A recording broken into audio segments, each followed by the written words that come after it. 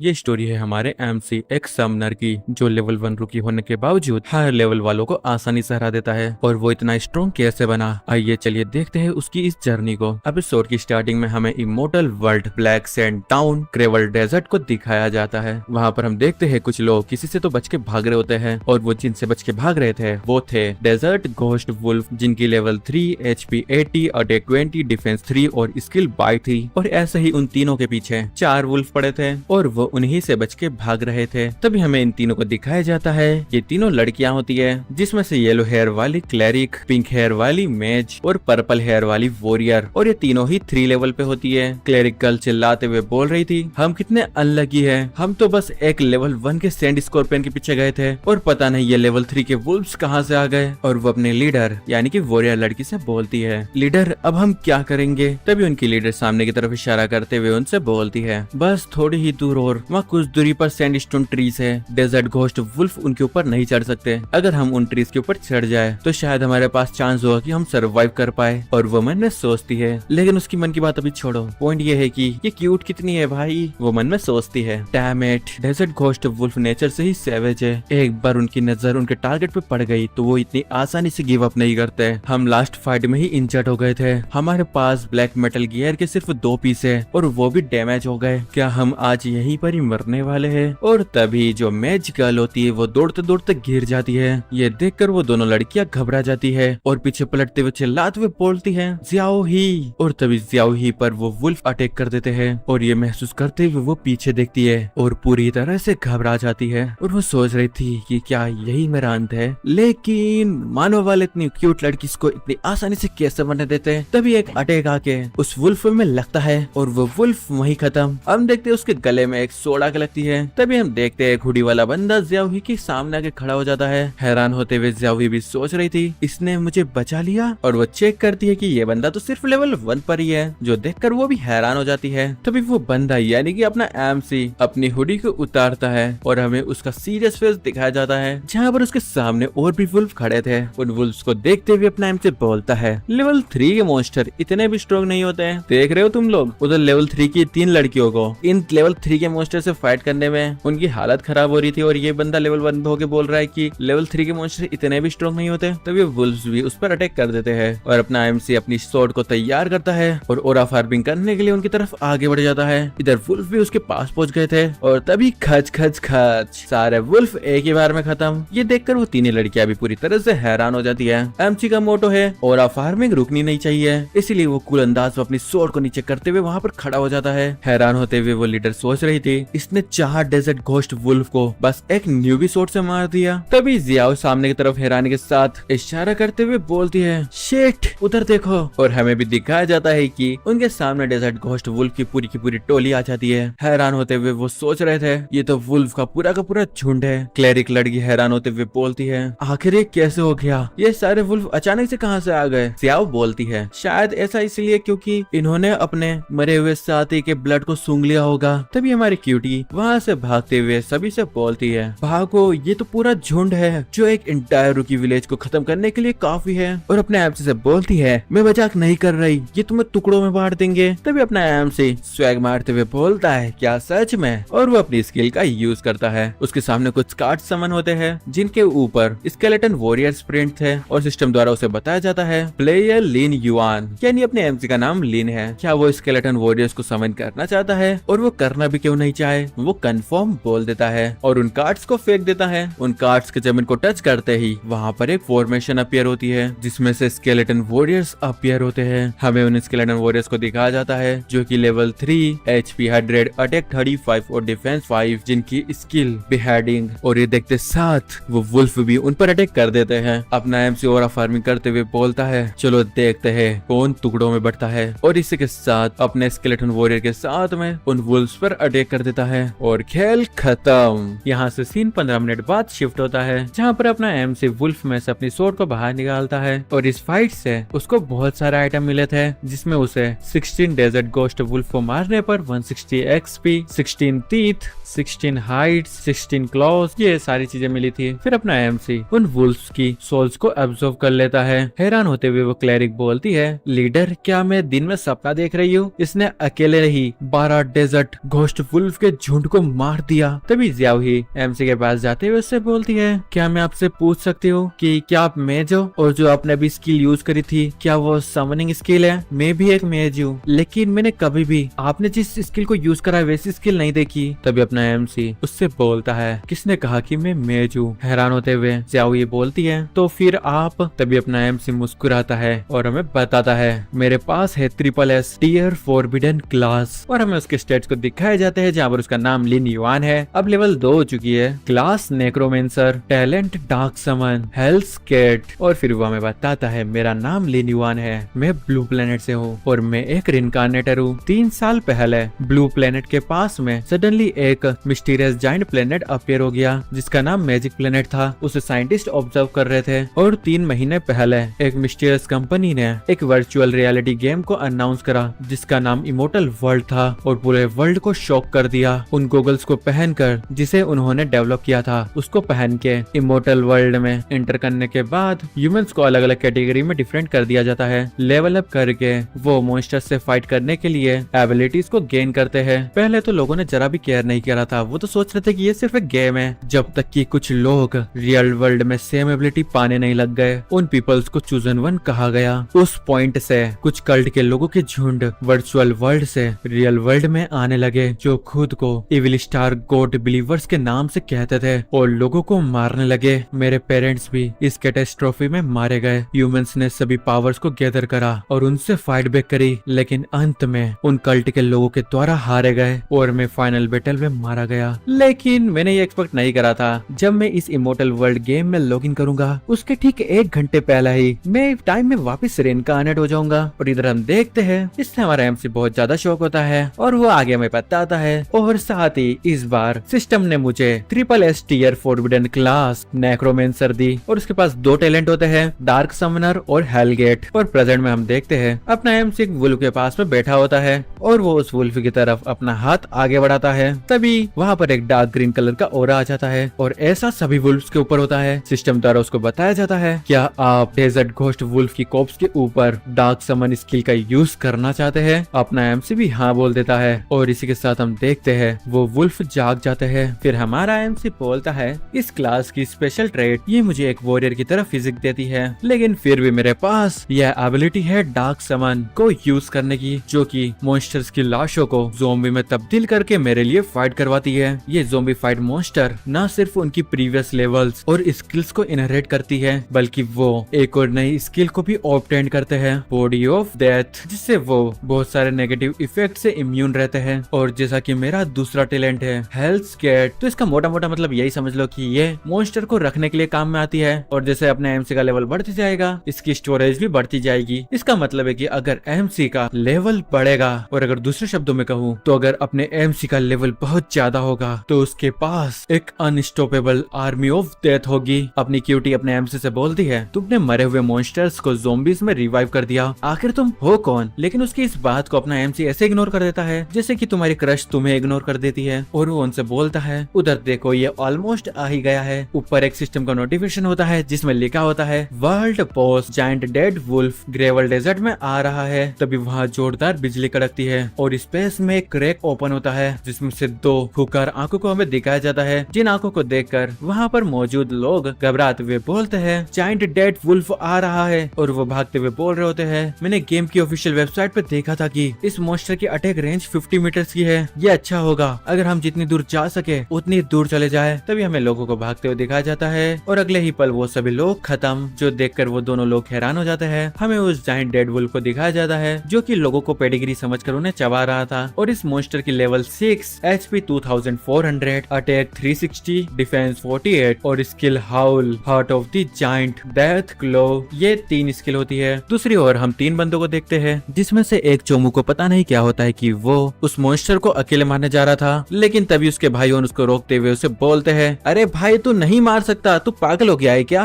एक अकेला बंदा जायंट डेड वुल्फ को कैसे मार सकता है? तुम बस मर जाओगे। इधर हम देखते हैं उन दोनों बंदों को जो कि उस वुल्फ को देखते हुए आपस में बात कर रहे थे। ये वर्ल्ड बॉस है जायंट डेथ वुल्फ, क्या कोई सच में भी इतने टेरिफाइंग मॉन्स्टर को मार सकता है? तभी वो दूसरा बंदा सामने की तरफ देखते हुए हैरानी के साथ बोलता है, अरे उधर देखो, आखिर वो इंसान करना क्या चाहता है? जो देखकर वो भी हैरान हो जाता है। और इधर हम देखते हैं वहाँ से अपना एमसी आ रहा होता है और तुम्हें पता है जैसे कि उसका मोटो है और फार्मिंग रुकने नहीं चाहिए। तभी वो कोल्ड आइस से सामने की तरफ देखता है। उसको देखकर वो पहले वाला बंदा बोलता है, उसकी सोट को देखकर लग रहा है कि वो एक न्यूबी है। दूसरा वाला बंदा बोलता है, हाँ, the giant death wolf level 6 का लोड ग्रेडेड मॉन्स्टर है बिना किसी हेल्प के, और भले ही हम सभी लोग अपनी स्ट्रेंथ को कंबाइन कर दे तो भी उसे हराना बहुत मुश्किल है। फिर हमें बताया जाता है इस इमोर्टल वर्ल्ड गेम में मॉन्स्टर को वीक टू स्ट्रॉन्ग कैटेगरी में डिवाइड करा है। स्टार्टिंग होती है नॉर्मल से, फिर इलाइट, फिर लीडर, फिर लॉर्ड, फिर किंग, फिर मोनार्क एंड आखिर में गॉड। अगर इस बात को ध्यान में रखेगी, लॉर्ड ग्रेड मॉन्स्टर भले ही लेवल 1 का बॉस हो लेकिन ये फिर भी न्यूबीज के लिए थ्रेट है। और इधर अपना एमसी तो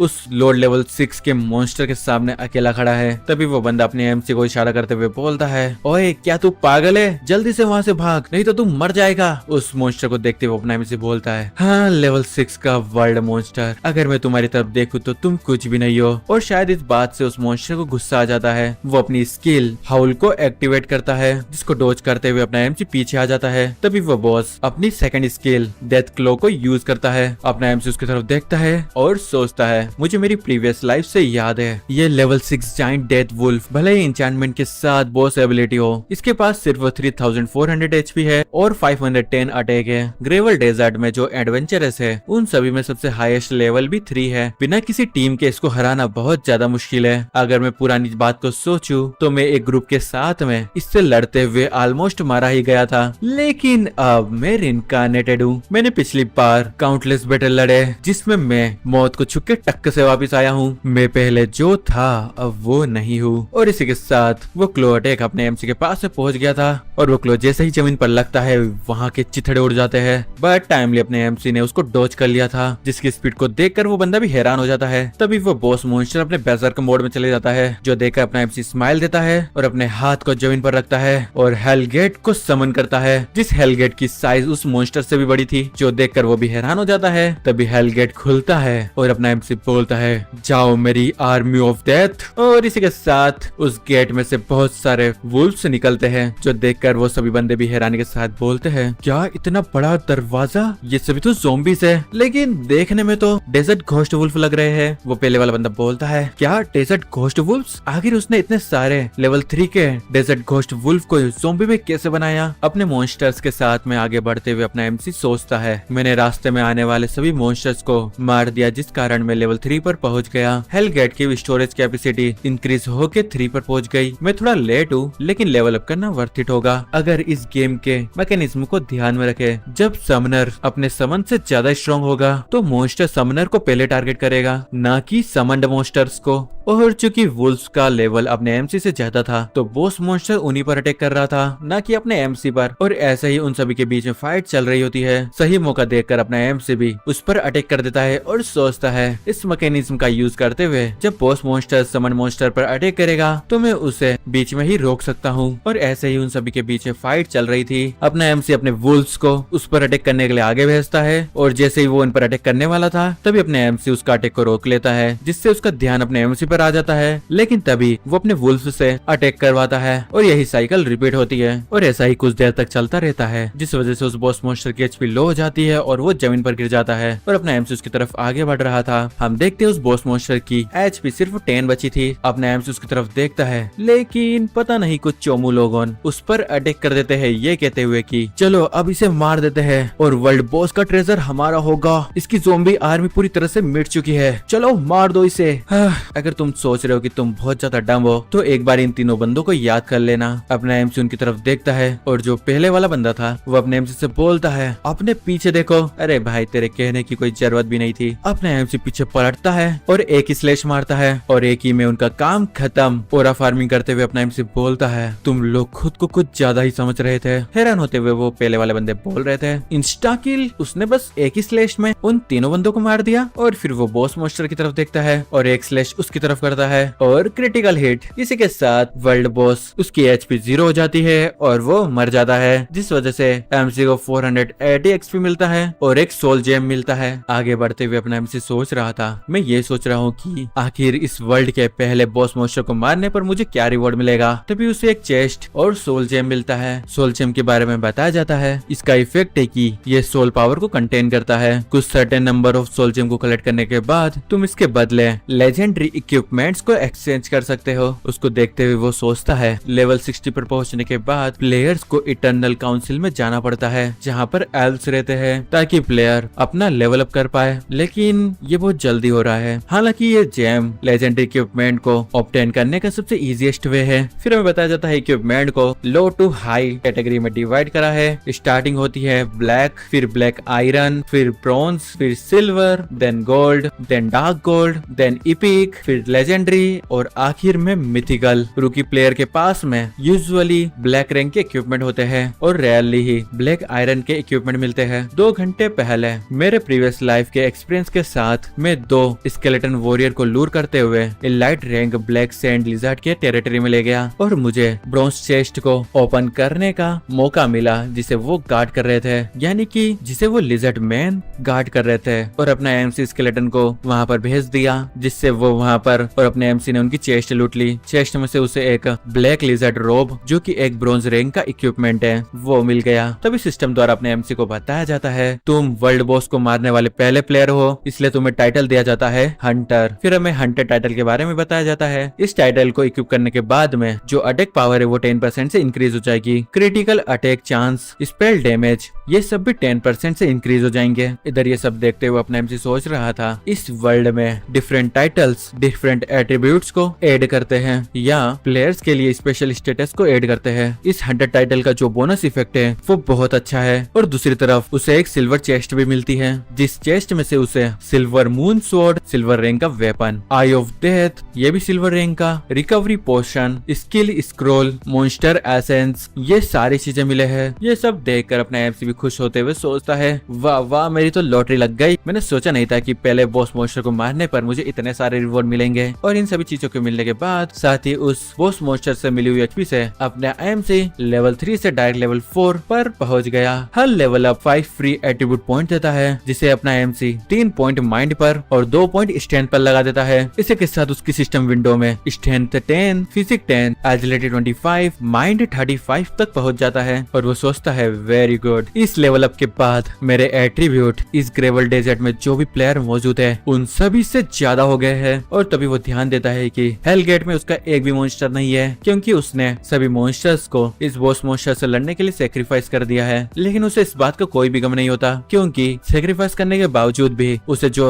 बॉस मॉन्स्टर से एक्सपी मिली है, उस एक्सपी से उसने लेवल अप करा है। और तुम्हें मालूम है, लेवल अप के बाद हेल गेट की कैपेसिटी बढ़ जाती है। और उसके सामने ही बॉस मॉन्स्टर की लाश थी, जिसे वो ऐसे कैसे छोड़ दे। उस मॉन्स्टर पे वो अपनी डार्क समनिंग स्किल का यूज करता है और इसी के साथ वो मॉन्स्टर ज़ॉम्बी के रूप में उसके सामने आकर खड़ा हो जाता है। उस मॉन्स्टर की तरफ देखते हुए अपना एमसी सोचता है, जैसा कि एक बॉस मॉन्स्टर से एक्सपेक्टेड था, इसका अटैक, डिफेंस, डैमेज सब कुछ ज्यादा है। और वैसे भी इस कैंडिडेट बनने के बाद में इसके पास में एक और नई स्किल आ गई। इस वुल्फ की मदद से मैं हेलगेट की खाली जगह को आसानी से भर दूंगा। ये सब देखकर वहाँ पर मौजूद लोग अपने एमसी के बारे में ही बात कर रहे थे, जिनकी बातें कोई इंपॉर्टेंस नहीं निभाने वाली, इसलिए मैं नहीं बताने वाला। तभी अपना एमसी उनकी तरफ देखता है, लेकिन वो सभी लोग वहाँ से निकल लेते हैं। इससे पहले कि अपने एमसी की नजर उन पर पड़े, उनको वहाँ पर न देखकर अपना एमसी भी थोड़ा हैरानी के साथ सोचता है, वो लोग अभी यहीं पर ही थे ना। और हाँ, वो लोग वहीं पर पीछे छुपे होते हैं, जो कि वो नोटिस कर लेता है। और तभी एक स्वॉर्ड की तरफ देखते हुए सोचता है, उन तीनों बैंडिट्स को मारने के बाद उन्होंने एक्चुअली एक ब्लैक आयरन स्वॉर्ड को ड्रॉप करा। ये लो लेवल प्लेयर्स के लिए एक अच्छा वेपन है, लेकिन मेरे पास ऑलरेडी सिल्वर मून स्वॉर्ड है। और वो स्वॉर्ड को उठाता है और उन लोगों की तरफ ही आगे बढ़ रहा था। घबराते हुए वो लोग आपस में बात कर रहे थे, अरे वो तो स्वॉर्ड लेके आ रहा है, हमारे इक्विपमेंट के लिए वो हमको नहीं मारेगा ना, अभी भी देरी नहीं हुई है, जल्दी से यहाँ से खसक लेते हैं। तभी अपना एमसी उस पहले वाले बंदे के पास में आ जाता है और उससे बोलता है, जिसने मेरी तरफ चिल्लाया था वो तुम ही थे ना। जो देखकर वो बंदा भी हैरान हो जाता है और वो पूरी तरह से घबरा रहा था। लेकिन तभी अपना एमसी उसको वो ब्लैक आयरन वाली स्वॉर्ड थमा देता है और उससे बोलता है, लो इसे रख लो। जो देखकर वो बंदा भी हैरान हो जाता है। वहां से जाते हुए अपना एमसी बोलता है, थैंक्स, ये शायद तुम्हारे काम में आएगा। उसके हाथों में उस स्वॉर्ड को देखकर बाकी सारे बंदे भी एकदम हैरान हो जाते हैं। फिर हमें 10 मिनट बाद का सीन दिखाया जाता है और अपने एमसी को कुछ फीलिंग होती है। इसी के साथ एक शॉक वेव और अपना एमसी रियल वर्ल्ड में अपने गियर को उतारते हुए वो बोलता है जैसा कि एक्सपेक्टेड था, इनसफिशिएंट बैटरी। और वो मन में सोचता है मुझे गेम पीओडी को बाय करने के लिए जल्द से जल्द पैसा कमाना होगा। और वो सोचता है इमोर्टल वर्ल्ड एक हाइपर रियलिस्टिक होलोग्राफिक गेम जो कि मल्टीपल लॉगिन्स में डिवाइड है कंट्रीज के अकॉर्डिंग, और साथ ही हर लॉगिन एरिया अलग अलग गेम किंगडम्स को कंटेन करता है ताकि प्लेयर्स उन्हें चूज कर सके। अगर हम एल्पेड डिस्ट्रिक्ट को ले जहाँ पर मैं रहता हूँ तो यहाँ पर 4 कंट्रीज है, west desert ancient country, southern empire, northern Hades empire, tidal island. तभी हमारा सीन वहाँ पर शिफ्ट होता है जब अपना एमसी अपने लिए कंट्री को चूज कर रहा था जहाँ पर उसे ये चारों ऑप्शन मिले थे। ऑप्शन को चूज करते हुए वो अपने मन में सोचता है अगर मेरी पास्ट लाइफ के अकॉर्डिंग देखा जाए तो मैंने सेम चॉइस को ही चुना है, वेस्ट डेजर्ट एंशिएंट कंट्री, क्योंकि मेरे मरने से पहले मैंने एक सीक्रेट को डिस्कवर किया। इधर हम देखते हैं मॉन्स्टर अटैक को जहाँ पर अपना एमसी बहुत बुरी हालत में पड़ा था। तभी उसके पास में कोई आता है जो देखकर वो पूरी तरह से हैरान हो जाता है और उसके सामने एक बड़ी सी आंख और कुछ हुडी वाले लोग थे। उसके सामने वाले बंदे के चेस्ट पर एक लॉकेट टाइप का कुछ होता है, यहाँ एक बेज टाइप का, जिसे देखकर वो सोच रहा था क्या ये येलो सेफियर है, क्या ये एंशिएंट वेस्टर्न डेजर्ट किंगडम की गिल्ड का एम्बलम है। और वो अपनी बात को कंटिन्यू करते हुए बोलता है जो डिमोनिक स्टार सोरविजन का सबसे पहला फॉलोवर था वो एक्चुअली में एक ह्यूमन प्लेयर था। मुझे याद है कि जो फर्स्ट फॉलोवर था इविल सोरविजन की फाइनल समनिंग में पिवोटल फिगर था ताकि वो ब्लू स्टार पर आ सके। मेरे पास अभी भी 3 साल है इससे पहले कि इविल सोरविजन डिसेंड करे, मैं इस पीरियड में उससे एलिमिनेट कर सकूं तो अच्छा होगा। मैं बस यही अनुमान लगा सकता हूँ कि ट्रेजेडी वापस से रिपीट हो। जो एकमात्र क्लू मेरे पास है वो वही गिल्ड का एम्बलम है, सिर्फ मेन सिटी की ही गिल्ड जो वेस्टर्न डेजर्ट में है जिसका नाम एरोन है, उन्हीं का बैच येलो सेफायर्स में है और मेन सिटी में इंटर करने की रिक्वायरमेंट लेवल 10 है।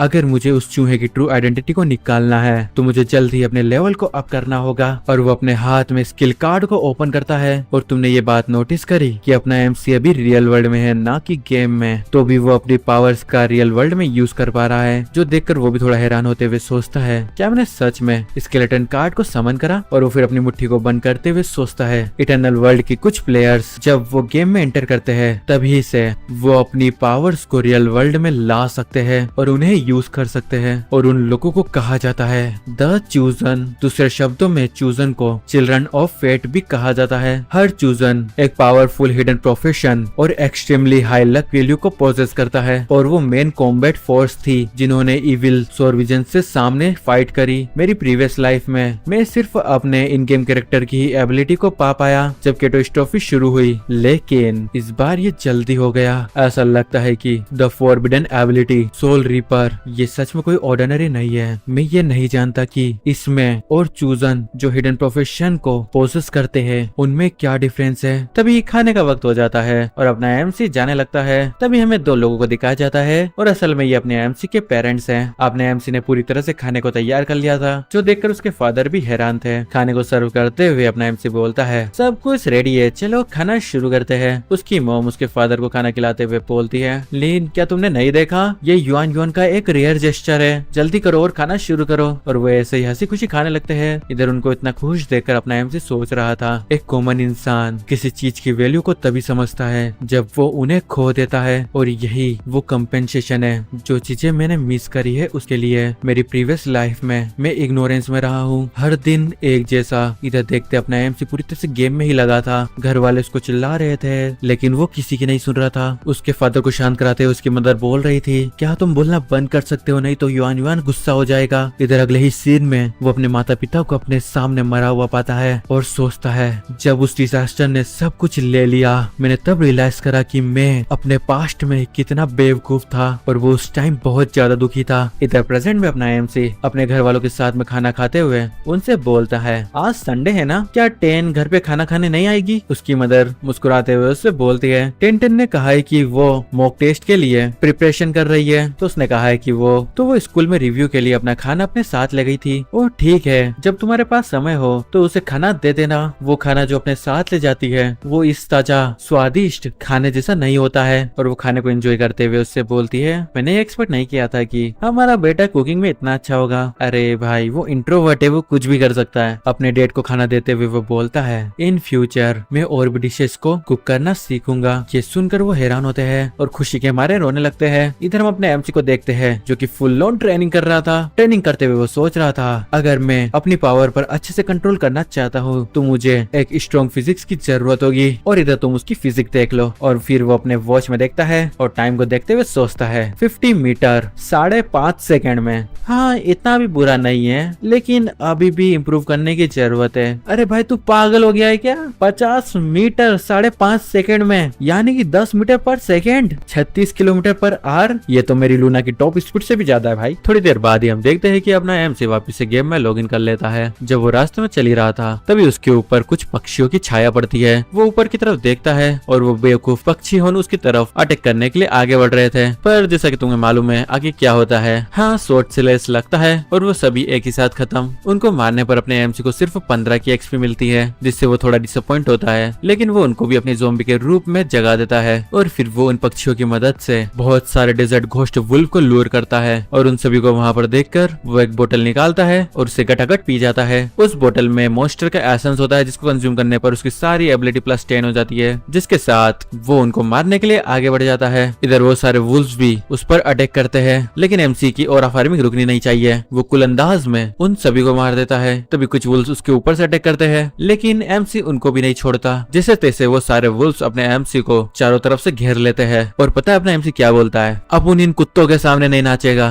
और ये कहते साथ अपनी सोर्ड को तैयार करता है और एक एक करके उन सभी का खेल खत्म। और जैसा कि तुम्हें मालूम है ऑरा फार्मिंग रुकनी नहीं चाहिए। इसी के साथ अपने एमसी ने 40 वुल्व्स को मार दिया था और उसका लेवल अप होके 5 हो जाता है। तभी वो उन सभी को अपने हेल गेट में रख लेता है और साथ ही सिर्फ 2 ही बैटल में उसके नेदर वर्ल्ड गेट की स्टोरेज पूरी तरह से फुल हो गई थी। अपने एमसी की स्ट्रेंथ भी बढ़ गई थी और वो सोचता है उस मॉन्स्टर एसेंस को पीने के बाद मेरे चारों एट्रीब्यूट्स इंक्रीज हो गए थे, तो अब मैं खुद के लेवल वाले इलाइट मॉन्स्टर से फाइट कर सकता हूँ, मतलब इजीली फाइट कर सकता हूँ। और सामने की तरफ एक विलेज होता है जिसकी तरफ जाते हुए वो बोलता है तो चलो अब उस पर्सन से मिलने का वक्त आ गया है। और अभी अपना एमसी उस विलन की बात नहीं कर रहा। अगले सीन में हमें उसी टाउन जिसका नाम ब्लैक सैंड टाउन था उसे दिखाया जाता है। अपना एम से आगे बढ़ते हुए एक घर के सामने आ जाता है। देन वो वहाँ का दरवाजा ओपन करता है और सामने एक दद्दू बैठे थे और दद्दू एकदम पियक्कड़ इंसान है। अपना पेग मारते हुए दद्दू बोलते हैं कौन है वहाँ पर? हमें इन दद्दू के बारे में बताया जाता है। इनका नाम कौन सी है? The magic instructor. वहाँ पर उनके पास आकर अपना एम से उनसे बोलता है इंस्ट्रक्टर कौन सी? मैं यहाँ पर कुछ स्किल्स को सीखने आया हूँ। फिर अपना एम से बताता है इस गेम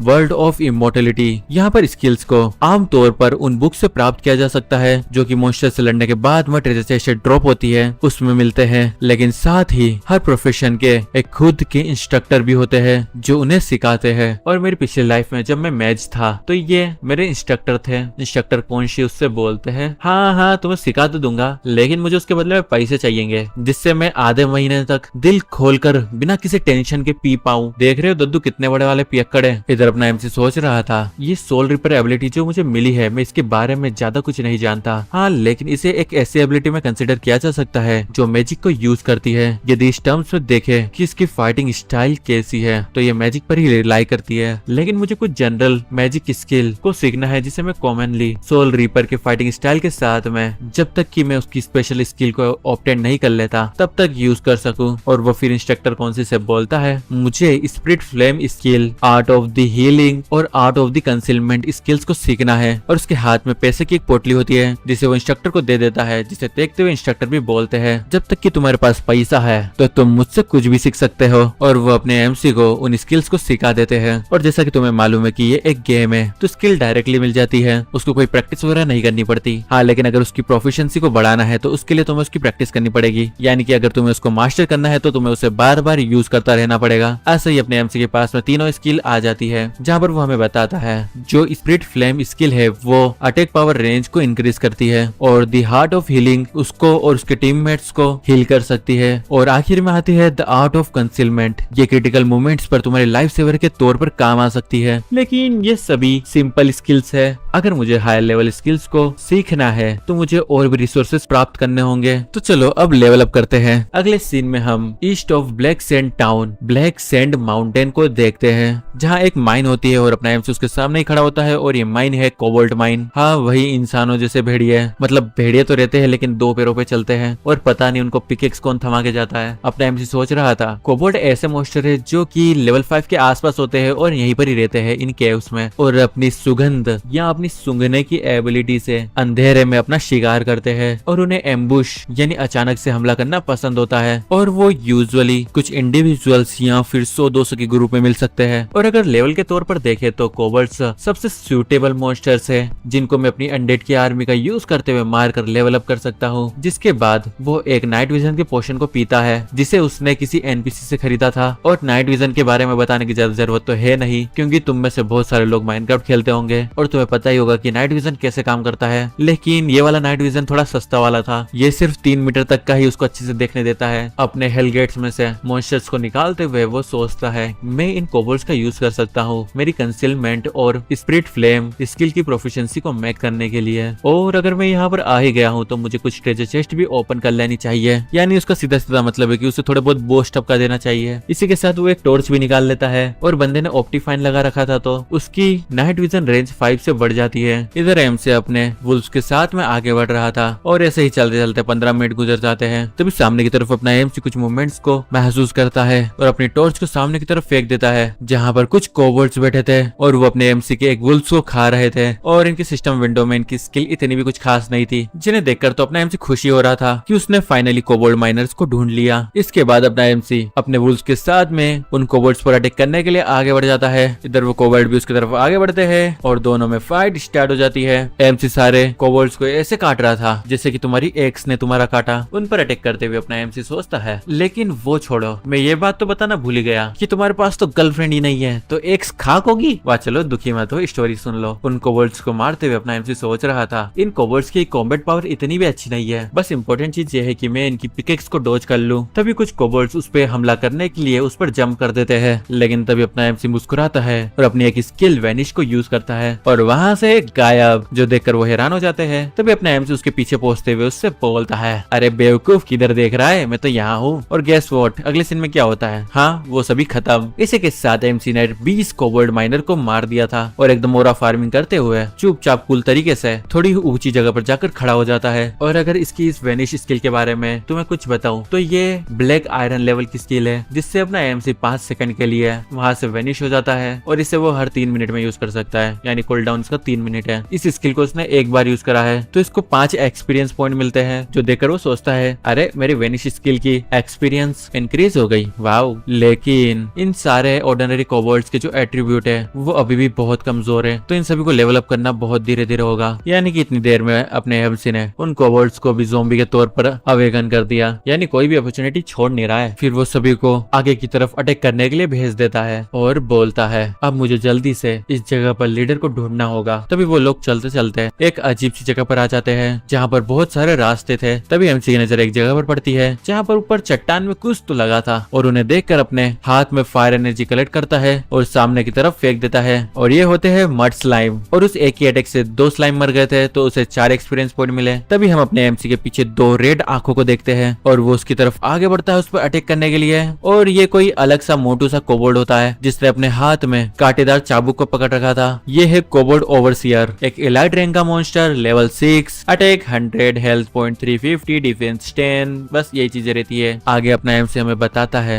क्योंकि एंशिएंट टाइम से ये कहा जाता है कमजोर हमेशा ताकतवर का शिकार बनता है। ये इस वर्ल्ड में सर्वाइवल का लॉ है और वो प्रेडेटर भी किसी का शिकार होगा क्योंकि एब्सोल्यूट डेंजर हर कोने में होता है, हर टाइम होता है। इसी के साथ वो मॉन्स्टर अपने एमसी पर अटैक कर देता है और वहाँ हर तरफ धुआं धुआं हो जाता है। आगे अपना एमसी बताता है लेकिन कभी कभी शिकारी ही शिकार बन जाता है, जैसा कि इस मूवमेंट में हो रहा है। और हम देखते हैं अपने एमसी ने उस बंदे के हंटर को अपने हाथों से पकड़ लिया था और वो बहुत गुस्से में लग रहा था। तभी वो उस मॉन्स्टर के हंटर से उसी को उठा के नीचे पटक देता है। वो मॉन्स्टर उठता है लेकिन वो कुछ समझ पाता उससे पहले ही अपना एमसी उसके पास से गुजरता है और उसको मारते हुए आगे बढ़ जाता है। अपने एमसी ने उसको सिंगल कट में ही मार दिया था। उस मॉन्स्टर के नीचे गिरने के बाद अपना एमसी पीछे की तरफ देखता है और वहां से तो भाई थोक के भाव में कोबोल्ट्स आ रहे थे। सिस्टम द्वारा उसको बताया जाता है कि सारे कोबोल्ट्स ब्लड डस्टी स्टेट में चले गए हैं, उनकी अटैक स्पीड 40% से बढ़ गई है, मूवमेंट स्पीड 25% से, और वो भी सिर्फ 60 सेकंड के लिए। उन सभी को देखते हुए एमसी बोलता है 14 अरे नहीं नहीं 50 होंगे, ये तो बहुत बड़ा नंबर है, लेकिन मेरे फॉलोवर भी इनके सेम नंबर और स्ट्रेंथ में ही है। और इसी के साथ अपने हेलगेट को समन करता है, जिसके अंदर से उसके सारे मॉन्स्टर बाहर निकलते हैं और उन सभी को वो हमला करने के लिए आगे भेज देता है। इधर MC team versus cobalt team चल रहा था, जहाँ का मैच बहुत इंटेंस था। अपना वुल्फ बॉस स्किल को यूज करता है और कोबोल्ट्स स्टन हो जाते हैं, स्टन यानी चक्कर खाने लगते हैं। तभी एमसी आगे बढ़ते हुए उन सभी को मारने का ऑर्डर दे देता है और इसी के साथ उसके पास बहुत सारे नोटिफिकेशन आते हैं और उसने ऐसे करते हुए 40 कोबोल्ट सुपरवाइजर को मार दिया और उसका लेवल 6 हो गया। इसके बाद वो उन सभी को अराइज करता है। तभी हम देखते 2 कोबोल्ट बच गए थे और वो वहाँ से भागने की कोशिश कर रहे थे, लेकिन एमसी उनके पीछे पहुंच जाता है और उनसे बोलता है अरे भागने की कोशिश कर रहे हो, रुको। और इसी के साथ एक स्लैश और दोनों खत्म। लेकिन तभी उसकी तरफ एक अटैक आगे बढ़ता है, जो देखकर वो भी हैरान हो जाता है और जल्दी से उसको डॉज करता है। और ये अटैक जिसने करा था वो था cobalt boss, level 7, HP 1000, attack 150, defence 80। उसको वहाँ पर देखकर अपना एमसी मुस्कुराते हुए बोलता है बाबू मैं तुम्हारा ही तो वेट कर रहा था, चलो आ जाओ। बॉस फिर एमसी पे एक और अटैक करता है जिसे वो डॉज कर लेता है। तुम उस अटैक की पावर का अंदाजा इस तरह से लगा सकते हो कि दीवार में वो हथौड़ा बहुत अंदर तक धंस गया था और वो हथौड़ा वहीं पर ही अटक जाता है, जिस चीज का फायदा उठाते हुए अपना एमसी उस पर एक स्वॉर्ड का कट मारता है। लेकिन गैस वॉट उस मॉन्स्टर को उससे कुछ भी फर्क नहीं पड़ता। पीछे जाते हुए अपना एमसी बोलता है जैसा कि बॉस के डिफेंस से एक्सपेक्टेड था, मैं उसकी स्किन को पेनिट्रेट नहीं कर पाया। फिर वो बॉस अपने हथौड़े को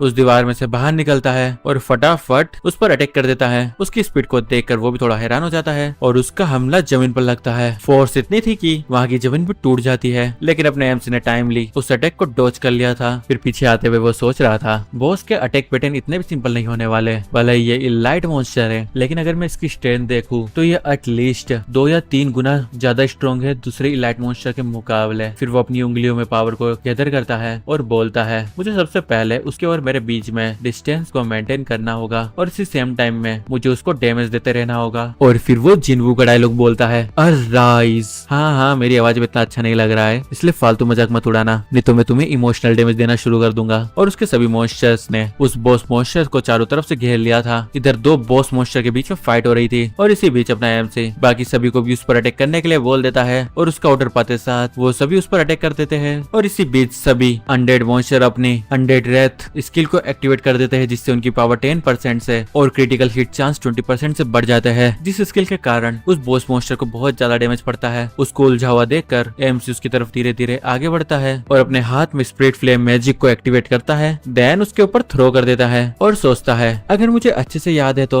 जो कोबोल्ट बॉस मॉन्स्टर है उसकी मैजिक रेजिस्टेंस बहुत ज्यादा लो है और हाँ इसी वजह से उसको 20-30 का डैमेज पड़ने लगता है। इतना डैमेज लेने के बाद में वो मॉन्स्टर पगला जाता है और एमसी पर अटैक कर देता है और जैसे ही वो उसके पास पहुंचता है एमसी अपनी वेनिश स्किल को यूज कर लेता है और वो वहाँ से गायब होके उसके पीछे और उससे बोलता है अबे तू उधर उलझा हुआ था तब तक ठीक था, लेकिन तूने मुझ पर अटैक करने की कोशिश करी इस मानवा के एमसी पर, अब तुम तो जिंदा नहीं बचोगे। और वो उसकी गर्दन को देखते हुए सोचता है अरे इसकी गर्दन तो कितनी प्यारी दिख रही है, चलो अपनी स्वॉर्ड से थोड़ी सहला दूं। इसी के साथ वो अपनी स्वॉर्ड को उसकी गर्दन में घोंप देता है जिससे उसको बहुत गंदा डैमेज पड़ता है और वो झट से पीछे पलटते हुए उस पर अटैक करता है, लेकिन एमसी उसे डॉज कर लेता है और अपने वुल्फ को वहां पर बुलाकर उस पर बैठ जाता है। और देख लो ये पैनल कितना आइकॉनिक लग रहा है ना कि एमसी अपना ओरा फार्मिंग कर रहा है, कूल एज हेल ब्रो। और जो भी छोटे मोटे मॉन्स्टर उस पर अटैक करने गए थे उसको तो वो बॉस गाजर मूली की तरह काट देता है। एमसी सोचता है हाँ इसका आर्मर इसकी लिमिट तक पहुंच चुका है और ये सोचते साथ अपने फायर मैजिक को एक्टिवेट करते हुए उस पर अटैक कर देता है और वो मॉन्स्टर खत्म। ऐसा अपन को लगता है लेकिन वो खत्म नहीं होता है और हमें सामने की तरफ बहुत सारे कोबोल्ट मॉन्स्टर को दिखाया जाता है, जिसमें से बहुत सारे माइनर्स और बहुत सारे उनके हायर रैंक्स वाले होते हैं। उनको देखते हुए अपना एमसी थोड़ी नीचे नजरों से बोलता है हाँ ये तो फालतू में स्ट्रगल कर रहे हैं और ऐसे ही सभी कोबोल्ट्स को मारने लगता है और उनको पीछे छोड़कर उनका बॉस वहां से भागने लगता है। लेकिन तभी अपना एमसी उसके सामने आ जाता है और अपनी स्वॉर्ड को निकालते हुए उससे बोलता है तो तुम यहाँ से भागने की कोशिश कर रहे हो तो चलो तुम जा सकते हो, लेकिन तुम्हारी जिंदगी को यहीं पर ही छोड़कर। और ये कहते हुए अपने स्वॉर्ड के साथ में उसके आर पार निकल जाता है एंड देन उसका सर धड़ से अलग हो जाता है। सिस्टम में नोटिफिकेशन में उसको बताया जाता है कि तुमने कोबोल्ट के चीफ त्यान को मार दिया है और तुम्हें 50 एक्सपीरियंस पॉइंट मिले हैं और उसका लेवल 7 हो जाता है। ये देखते हुए वो सोचता है लेवल 7 हो गया, इस वजह से मैंने लेवल 10 की तरफ एक और कदम आगे बढ़ा दिया है, जिस वजह से मैं वेस्टर्न डेजर्ट सिटी में जा पाऊंगा। और अगर मैं स्टील्थ टेक्निक और स्पिरिट फ्लेम टेक्निक को देखूं तो इसकी मास्टरी कंप्लीट हो चुकी है और ये लेवल 2 पर आ गई है और इनके इफेक्ट भी डबल हो गए। पहले वो स्टील्थ में या वेनिश वेनिश मोड में 5 सेकंड तक रह सकता था, लेकिन अब 10 सेकंड तक रह सकता है। तभी उसकी नजर उस मॉन्स्टर को मारने के बाद में मिली हुई चेस्ट पर पड़ती है, जो कि एक ब्रोंज चेस्ट थी। अपने एम से उसको खोलता है, जिसमें से उसे कुछ आइटम्स मिलते हैं, कोबोल्ड लीडर पाउच, एक torch, skull mask, shadow gloves, और उस पाउच में से उसे 20 गोल्ड कॉइन मिलते हैं। उन गोल्ड कॉइन को देखते हुए अपना एमसी सोचता है, मुझे जैसे याद है जो दुनिया भर की बैंक से वो जल्द ही कुछ चैनल्स को खोलने वाली है, ताकि वो रियल लाइफ मनी और इन गेम मनी को एक्सचेंज कर सके। 20 गोल्ड कॉइन्स 2 लाख युआन के बराबर है। ये इतना भी बुरा नहीं है। और जो उसे टॉर्च मिली थी वो उसके नाइट विजन को 3 मीटर तक बढ़ा सकती है, और इसकी कोई टाइम लिमिट नहीं है। स्कल मास्क जो एक ब्रोंज लेवल का आइटम है और ये एक वेपन है। इसको इक्विप करने के बाद में अपने एमसी का डैमेज 5% से बढ़ जाएगा, स्टेमिना और स्ट्रेंथ 10 पॉइंट से बढ़ जाएंगे। और आखिर में आता है शेडो ग्लव्स। ये एक सिल्वर रैंक का वेपन है। ये ग्लव्स कोबोल्ड के चीफ की बॉडी के स्ट्रेंथ तक मैच कर सकता है, जिसका डिफेंस 30 और अटैक भी 30 है। और अपने एमसी को ये सिल्वर रैंक का वेपन एक ब्रोंज रैंक की चेस्ट में से मिला है। वो बोलता है मेरा लक तो बहुत ज्यादा बढ़िया है, और वो उन ग्लव्स के इफेक्ट को ट्राई करने के लिए बहुत ज्यादा एक्साइटेड था। फिर हमारा सीन यहाँ से शिफ्ट होता है। हमें कोबोल्ड केव के कहीं पास का ही सीन दिखाया जाता है, जहाँ पर किसी बंदे ने बहुत सारे डिजर्ट वुल्फ को मार रखा था। और ये बंदा है blood scar guild leader Huang Feilong flying yellow dragon, और इसकी क्लास वॉरियर है और ये लेवल 8 का है। और वैसे उसने इतने सारे मॉन्स्टर को अकेले नहीं मारा, उसके साथ एक साथी भी था। वो उससे बोलता है रिसेंट ट्रेनिंग का जो इफेक्ट है वो बहुत ज्यादा बढ़िया है। हमने 30 फैंटम डेजर्ट वुल्फ को 1 मिनट से कम समय में ही मार दिया। दूसरा वाला बंदा बोलता है जब तक हम दोनों भाई साथ में हैं तो हमारे लिए कुछ भी इम्पॉसिबल नहीं है। अगर अलग वर्ड में कहूँ तो दो भाई दोनों तबाही। और कुछ लोग होते हैं वहाँ पर जो उनकी तारीफें कर रहे थे कि भाई आप लोगों ने तो इतने सारे मॉन्स्टर को मार दिया जैसा कि आपसे एक्सपेक्टेड था, बस वही सारी चीजें। और वो लोग आपस में एक और बात कर रहे थे कि अगर हम उन थंडर गिल्ड वाले बेकार लोगों से वापस से मिलेंगे तो हम उन सभी को मार देंगे, यानी उन सभी के बीच कुछ तो लफड़ा हुआ है। वो येलो हेयर वाला बंदा बोलता है अगर वो लिन युआन नाम का बंदा सडनली कहीं से अपीयर नहीं हो जाता और वर्ल्ड बॉस को नहीं मार देता तो हम वो पहले बंदे होते जो वर्ल्ड बॉस को मारते, और किसी भी गिल्ड में इतनी हिम्मत नहीं होती कि वो हमारे सामने शो ऑफ कर सके। और ये उसी टाइम का सीन है जब अपने एमसी ने उस मॉन्स्टर को मार दिया था और पूरे वर्ल्ड में उसकी अनाउंसमेंट हुई थी। पीछे से वो येलो हेयर वाला बंदा बोलता है मुझे नहीं पता कि उस बदमाश की कितनी अजीब किस्मत थी, लेकिन जैसे ही मैं उसे देखूंगा मैं उस पर अपना गुस्सा उतार दूंगा। तभी वो गिल्ड लीडर उससे बोलता है फेहू मैंने तुम्हें कितनी बार कहा है बेपरवाही से काम मत करो। लिन युआन ट्रायनिकल यानी अत्याचारी है और उसकी ताकत को कम नहीं आंका जा सकता।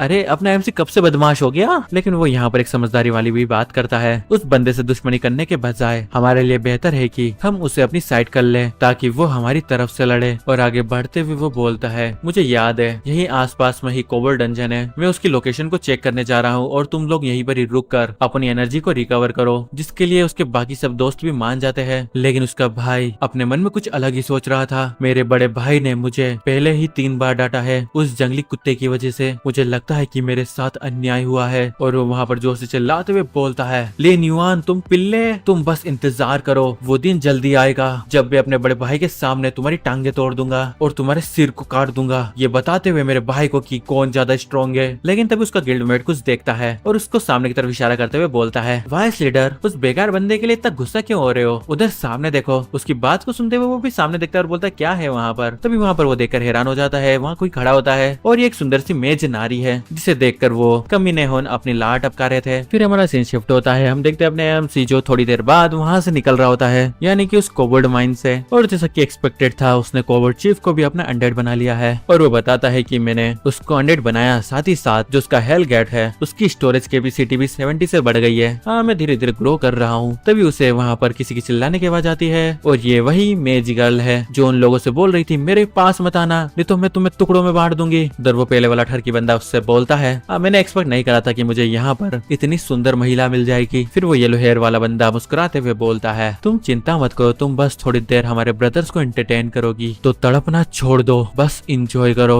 वो टकलू बंदा बोलता है हाँ तुम्हें बस हमारे वाइस कैप्टन को एंटरटेन करना है जब तक कि वो संतुष्ट ना हो जाए, देख रहे हो तुम इनकी बातें। फिर वो मेज गर्ल अपने स्टाफ को हवा में लहराते हुए उनसे बोलती है मेरे पास मत आना नहीं तो मैं तुम पर अटैक करने से पहले एक भी बार हेजिटेट नहीं करूंगी। और इसको देखकर लग रहा है कि ये लड़की सिर्फ दिखने की मेज है, इसको मैजिक के नाम पे कुछ भी नहीं आता। तभी वो बंदा उसके पास आकर एक लात मार के उसकी स्टिक को उससे दूर उड़ा देता है। फिर उसके बालों को पकड़ता है और उससे बोलता है क्या तुम्हें लगता है कि तुम इससे मुझे हार्म भी कर सकती हो, अगर तुम अभी भी संतुष्ट नहीं हो तो तुम एक और बार ट्राई कर सकती हो। और उसने उस लड़की को पूरी तरह से जकड़ लिया था। फिर वो उसके पास जाते हुए उससे बोलता है तुम जितना तड़पोगी उतना ही मैं एक्साइटेड हो जाऊंगा। और ये बोलते साथ वो उसके कपड़े फाड़ देता है और वो लड़की जोर से चिल्लाती है। तभी उस बंदे के चेहरे पर एक पंच आके लगता है और उसके कुछ दांत टूट जाते हैं और इन ग्लव्स को देखकर तुम समझ ही गए होंगे कि ये कौन है। उसका पावर इतना होता है कि वह बंदा बहुत दूर जाके रुकता है। अपने वाइस कैप्टन की यह हालत देखकर उसके सभी सबॉर्डिनेट्स के एक फेफड़े गले में आ जाते हैं और इम्पैक्ट तुम खुद देख लो, वह बंदा सीधे दीवार में जाके भिड़ता है और ये करने वाला अपना एमसी था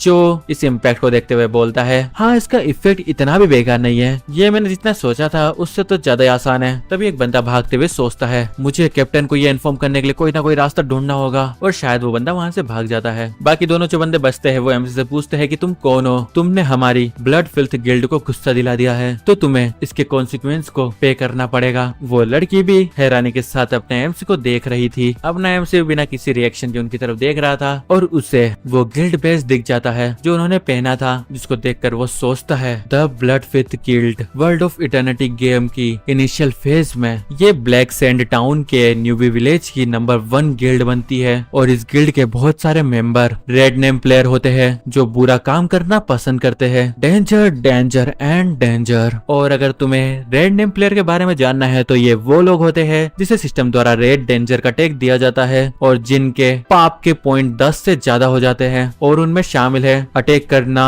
लूट मार मचाना और ऐसे ही क्रिमिनल वाले काम। हालांकि अभी इविल रूलर वर्ल्ड को इन्वेड नहीं करेगा और न ही किसी प्लेयर की मौत रियल वर्ल्ड में उसकी लाइफ पर प्रभाव डालेगी। ये बस प्लेयर के गियर को लॉस, उनकी लेवल्स को ड्रॉप और बहुत सारे सर्वर लॉसेस करवाता है। तभी एमसी उन सभी से बोलता है क्या तुम सभी लोग ब्लड फिल्थ गिल्ड से हो? और वो मन में सोचता है मेरी पिछली लाइफ ने इन चूहों ने मेरे लिए बहुत ज्यादा मुसीबतें खड़ी करी है। और अपना एमसी ने उनसे ये पूछा था तो उन दोनों बंदों को लगता है कि एमसी उनसे डर रहा है, इसलिए वो चोड़ में आते हुए उससे बोलते हैं हाँ हम वो नंबर वर्ल्ड गिल्ड है जिसकी ब्लैक सैंड टाउन में बहुत बड़ी रेपुटेशन है और तुमने हमारे वाइस कैप्टन को गुस्सा दिला दिया है, तो क्या तुम्हें अब डर लग रहा है? और वो फालतू में हेकड़ी दिखाते हुए उससे बोलते हैं अब बहुत ज्यादा लेट हो चुका है, लेकिन अगर तुम मरना नहीं चाहते हो तो तुम खुद के हाथों को काट लो और एक कुत्ते की तरह अपने घुटने पर आ जाओ और मुझे बार बार ग्रैंडपा कहो। अब बेवकूफों ने अपने पैर पर कुल्हाड़ी मारी ली थी, इसीलिए एमसी उन पर स्वॉर्ड का अटैक करते हुए आगे बढ़ जाता है और उन दो बंदों के दोनों हाथ कट हो जाते हैं। उनको मॉक करते हुए एमसी बोलता है तुम्हारे ऑफर के लिए थैंक यू, लेकिन मैं तुम्हारे हाथ को सर्व करना ज्यादा बेहतर समझता हूँ और अगर तुम्हारी उन फालतू बातों को कंसिडर करे तो वो तुम नर्क में जाकर करना। एमसी की पावर को देखकर वो लड़की भी हैरानी के साथ सोचती है ये बंदा कितना स्ट्रॉन्ग है। तभी हम उस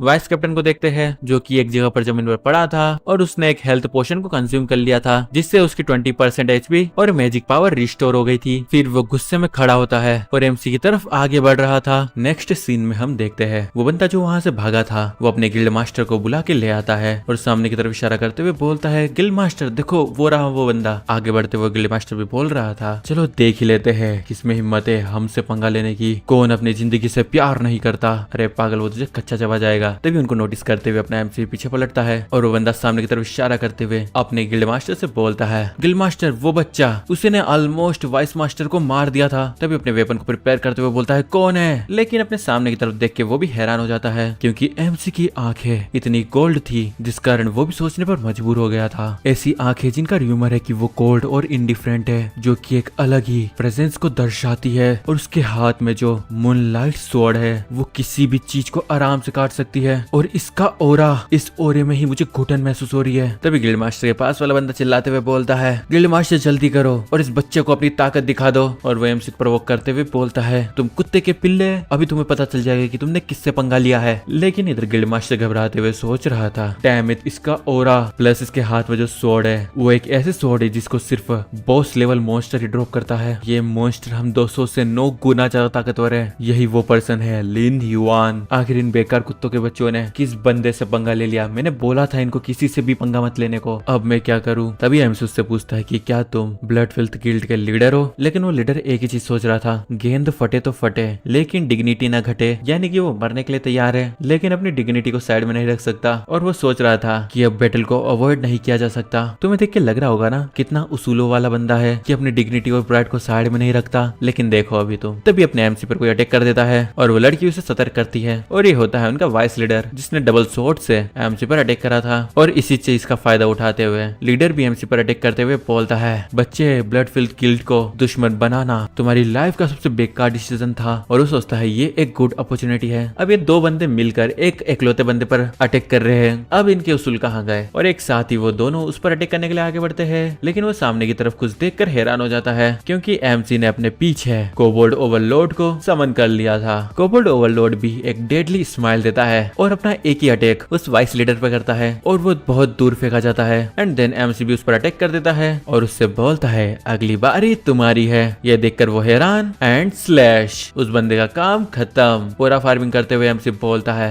ये गिल्ड इतनी भी क्वालिफिकेशन नहीं रखती कि मैं इसे सीरियसली लूं। तभी एमसी को सिस्टम में नोटिफिकेशन आता है कि उसने एक ह्यूमन को मार दिया है और उसे पाप के पॉइंट दिए जाते हैं और वो 2 पॉइंट से इंक्रीज हो जाते हैं। एमसी सोचता है 2 पॉइंट, और वो उस चीज को हल्के में लेते हुए सोचता है, हाँ ये ऑटोमेटिकली डिसअपेयर हो जाएंगे। अगर मैं 1 हफ्ते के अंदर अंदर और बंदों को नहीं मारता हूँ तो मेरे लिए कोई दिक्कत नहीं होगी। और एमसी की पावर देखकर बाकी सारे बंदे वहाँ से भाग जाते हैं। लड़की बोल रही थी वो सभी भाग रहे, क्या हमें उन्हें चेस करना चाहिए? एमसी उन्हें देखकर बोलता है, वो सभी तो छोटे मोटे कीड़े हैं, उन पर इतना ध्यान मत दो। और उन दोनों भाइयों को मारने पर उसे बहुत सारे आइटम मिलते हैं, explosive battle x, attack 40 stand 30, cross dragon Feng blade, ये दोनों चीजें सिल्वर रैंक की, एक थ्रोन डेगर ब्रोंज रैंक का। उनकी प्रॉपर्टीज को देखकर वो बोलता है, इन सारे आइटम्स की प्रॉपर्टी इतनी भी बेकार नहीं है, भले ही मैं इन्हें यूज ना करूं, लेकिन मैं इनको एक्सचेंज करके अच्छा खासा मोटा पैसा कमा सकता हूँ। तभी वो लड़की आगे बढ़ते हुए एमसी से बोलती है, सर थैंक यू मुझे बचाने के लिए। और वो उससे उसका नाम पूछती है। एमसी पलटते हुए उससे बोलता है, तुम मेरा नाम जानना चाहती हो? और कूल बनते हुए उससे बोलता है, एक दिन आएगा जब तुम वर्ल्ड की टॉप 10 लिस्ट में मेरा नाम टॉप पर देखोगी। हैरानी के साथ वो लड़की बोलती है, क्या टॉप 10 लिस्ट? और वो फिर उसे चिल्लाते हुए बोलती है, अरे उस टॉप 10 लिस्ट की किसको परवाह है, लेकिन प्लीज सर मुझे भी अपने साथ ले जाइए। अगले सीन में हमें वेलिंग डेजर्ट को दिखाया जाता है जहाँ पर एमसी अकेला चल रहा था और उस लड़की का कोई अता पता नहीं है। देखते क्या हमें वो आगे देखने को मिलेगी। तभी उसके पीछे एक मॉन्स्टर अटैक कर देता है और ये मॉन्स्टर है थंडर स्कॉर्पियन लेवल 6 का मॉन्स्टर। और ऐसे ही बहुत सारे मॉन्स्टर उस पर अटैक करते हैं, लेकिन एमसी अपनी सोर्ड को बाहर निकालता है और एक एक कट में ही उन्हें ढेर कर देता है। और ऐसे ही उसने 60 थंडर स्कॉर्पियंस को मार दिया था, जिससे उसकी लेवल अप होकर लेवल 8 हो जाती है। ये देखते हुए वो सोचता है, हाँ मेरी लेवल 8 हो गई है। ये बात तो है कि पैरालिसिस हब को गैदर करना थोड़ा अनोइंग है, लेकिन ये एक अनचाही गेन है। फिर हमें 2 दिन पहले का सीन दिखाया जाता है जहाँ पर एमसी की तरफ एक बंदा आगे बढ़ रहा था और वो उसकी तरफ हाथ आगे बढ़ाते हुए उससे बोलता है, हीरो हम फाइनली मिल गए। तभी एमसी के पास एक क्वेस्ट आती है जो कि उसे एल्केमिस्ट इमोर से आती है। इस क्वेस्ट में उसे वेलिंग डेजर्ट में जाकर 100 पैरालिसिस हब को कलेक्ट करके उसे डिलीवर करना है, जिसकी टाइम लिमिट 1 ही दिन की है और इस टाइप की हब डेजर्ट में ही उगती है। ये सुनते साथ अपना एमसी कुछ सोचता है। कुछ टाइम बाद मेन सिटी में एक स्पेशल डंजन ओपन होगा। उस डंजन में जो भी सारे मॉन्स्टर है वो थंडर प्रॉपर्टीज के साथ में होंगे और अगर उसे सक्सेसफुली क्लियर करना है तो बंदों के पास में हायर थंडर रेजिस्टेंस होना चाहिए। और इसी वजह से थंडर रेजिस्टेंस पोशन की जो डिमांड है वो बहुत बढ़ जाएगी और उसकी प्राइस भी आसमान छुएगी। मेरी पास्ट लाइफ में किसी ने इसी ट्रिक का यूज करते हुए बहुत सारे पैसे कमाए थे और ये पैरालिसिस हब गैदरिंग क्वेस्ट मुझे एक इफेक्टिव थंडर रेजिस्टेंट पोशन बनाने की रेसिपी देगी। और वो उस बुढ़ाओ की तरफ देखते हुए सोचता है, आज वो पहला दिन है जब इमोर ब्लैक सैंड टाउन में आया है और एक बार क्वेस्ट ले ली जाए तो वो हमेशा के लिए रिटायर हो जाएगा। इसका मतलब है कि ये किसी प्लेयर के लिए एकलौता चांस है उस रेसिपी को लेने के लिए। और इसके साथ अपना एमसी उस क्वेस्ट के लिए मान जाता है। फिर हमारा सीन प्रेजेंट में शिफ्ट होता है जहाँ उसने बहुत सारे स्कॉर्पियन थंडर मॉन्स्टर को मार दिया था और वो बताता है ये सारे थंडर स्कॉर्पियन मॉन्स्टर जो कि लेवल 6 के थंडर टाइप मॉन्स्टर है वो पैरालिसिस हब को गार्ड करते हैं और अभी मेरी जिससे स्ट्रेंथ है ये मेरे लिए कोई बड़ा खतरा नहीं है। इसका मतलब है कि मैं इस क्वेस्ट को आसानी से क्लियर कर लूंगा। तो मैं इस अपॉर्चुनिटी का यूज करता हूँ अपनी न्यूली लर्न गैदरिंग स्किल्स को प्रोफिशिएंट करने के लिए। और उसके पास एक गैदरिंग स्किल होती है जो कि ब्लैक आयरन लेवल की थी। इसका इफेक्ट है कि ये गैदरिंग स्पीड को बढ़ा देता है और इसमें 5% चांस था कि कोई रेयर क्वालिटी की हब मिले। ये 1 स्पिरिट पॉइंट को कंज्यूम करती है और इसका कूल डाउन 3 सेकंड का है। और इसी स्किल की मदद से अपना एमसी बहुत सारी हब्स को कलेक्ट कर रहा था और आगे बढ़ते हुए सोचता है चलो अब थोड़ा अंदर की तरफ जाया जाए। तभी वहाँ की जमीन हिलने लगती है और उसके अंदर से एक बहुत बड़ा मॉन्स्टर निकलता है जिसने सीधे एमसी पर अटैक कर दिया था, लेकिन एमसी ने उसे डॉज कर लिया था और वो पीछे हट जाता है। और सामने की तरफ देखकर वो भी थोड़ा हैरान था क्योंकि वहाँ पर एक mutated monster crystal demon thunder scorpion आ गया था और सिस्टम उसे डेंजर साइन दे रहा था और ये मॉन्स्टर लेवल 10 का था। उसकी तरफ आगे बढ़ते हुए एमसी सोचता है आखिर ये म्यूटेटेड मॉन्स्टर कहाँ से आ गया और वेट इसके सिर पे ये क्या शारिंगान है, और इस शारिंगान से ये स्कॉर्पियन एक थंडर जुत्सु करेगा। चलो मजाक साइड में, आगे की स्टोरी एक्सप्लेन करता हूँ। उस स्कॉर्पियन को देखकर अपना एमसी सोचता है, हालांकि ये सिचुएशन थोड़ी डिफिकल्ट है, लेकिन आज मैं तुम्हें यूज करूंगा मेरी सिल्वर कटिंग स्ट्राइक को पहली बार शार्पन करने के लिए। एंड देन वो अपनी फुल पावर से उस पर अटैक कर देता है। बट गेस व्हाट, उसके उस अटैक से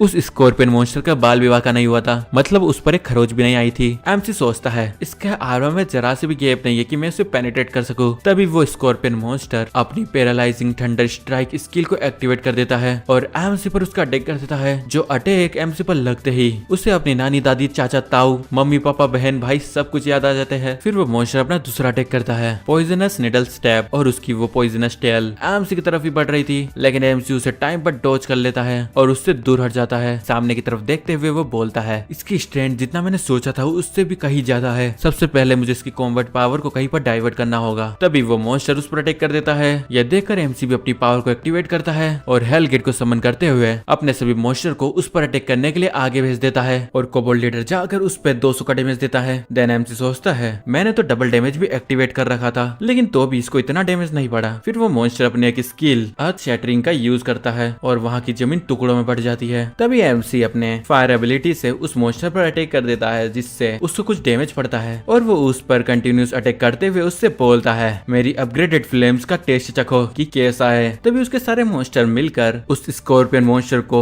रस्सियों से बांध लेते हैं और कोबोल्ड मॉन्स्टर उस पर अटैक कर देता है। साथ ही डबल डैमेज भी एक्टिवेट था, जिस वजह से उसको क्रिटिकल हिट पड़ती है और 2 बार 200 का डैमेज पड़ता है। इन सभी चीजों से वो मॉन्स्टर गुस्सा हो जाता है और सभी रस्सियों को काटते हुए मॉन्स्टर्स की जकड़ से फ्री हो जाता है। देन एमसी अपनी गॉन्गलेट में पावर को इकट्ठा करता और अपने अटैक को प्रिपेयर करते हुए बोलता है, क्योंकि तुम्हारे शेल से मैं किसी भी अटैक को पेनिट्रेट नहीं कर सकता, इसलिए मैं तुम्हें ही तुम्हारे शेल के साथ में डिस्ट्रॉय कर दूंगा। और इसी के साथ वो उस पर जोरदार पंच अटैक करता है, जिससे उस मॉन्स्टर को बहुत तगड़ा डैमेज पड़ता है और इसी के साथ वो खत्म। लैंडिंग करते हुए एमसी सिस्टम विंडो को देखता है, जिसमें लिखा था कि उसने slaying crystal thunder scorpion monster को मार दिया और उसे 560 एक्सपीरियंस पॉइंट मिले। और इतने अच्छे मॉन्स्टर को वो ऐसे कैसे जाने दे, इसलिए वो उसे भी राइज कर देता है। तभी वहाँ पर और भी मॉन्स्टर अटैक कर देते हैं। एमसी उनकी तरफ देखता है और अपने स्कॉर्पियन मॉन्स्टर के साथ में उन पे अटैक करने के लिए तैयार था। तभी उन सारे मॉन्स्टर ने उन पर अटैक कर दिया था। एमसी प्रिपेयर होते हुए बोलता है, तो चलो मेरे नए सेवक, इन सबको बता दो कि तुम क्या चीज हो। और ऐसे उसका वो